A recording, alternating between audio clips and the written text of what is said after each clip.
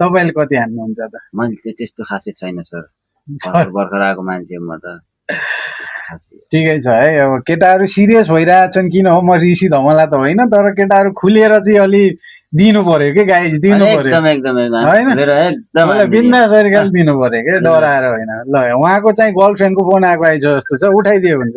Phone आयो अहिले, म गर्लफ्रेन्डको कुरा ल निस्किहाल्यो होइन, कहाँबाट टपिक यसरी निस्किन्छ गर्लफ्रेन्डको होइन। अब म तपाईँहरूलाई चाहिँ एउटा विशेष कुरा सोध्न चाहन्छु। तपाईँहरू झुट बोल्नुहुन्न, ढाँट्नुहुन्न, तर जे होस् कसैलाई मर्को पनि पार्नु भएन है।